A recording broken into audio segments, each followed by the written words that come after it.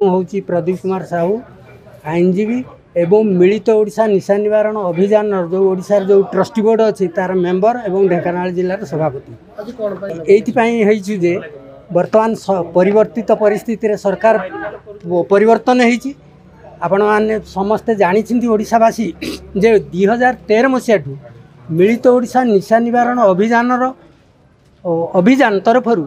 सारा ओडिशार कोण अनुकोण महिला मानक नहीं निशा विरोधी आंदोलन चली रही तार कारण हूँ जे 1956 मसीह जो नवकृष्ण चौधरी ओडिशार मुख्यमंत्री थिले नीतिवादी एवं विवेकवान मुख्यमंत्री सेतेबेले सी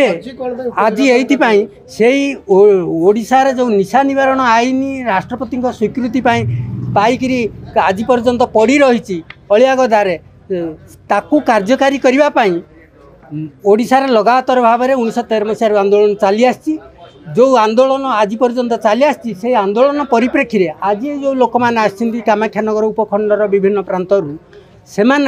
विभिन्न आंदोलन में संपृक्त अच्छा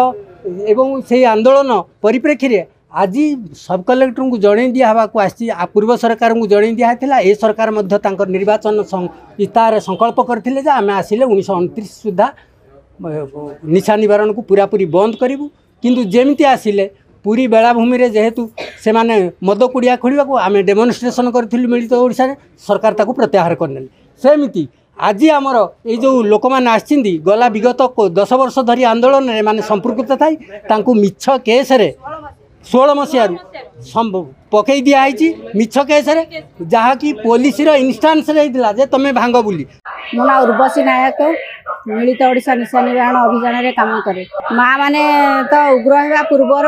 एबे का सरकार आमको कही इस्ताहार देते जे मद बंद करने को मद बंद कले चोरा मद पूरा गाँव में चलुची आज भी जड़े पानी बुड़ीकी मद खाई पानी बुड़ीकी मरी मालपुरा आम से आसिलु माँ मैंने उत्तेजना होती निश्चित ये रैलीटा आहरी जीवंत करेंगे तेणु यहाँ आरंभ आमर फेरे आंदोलन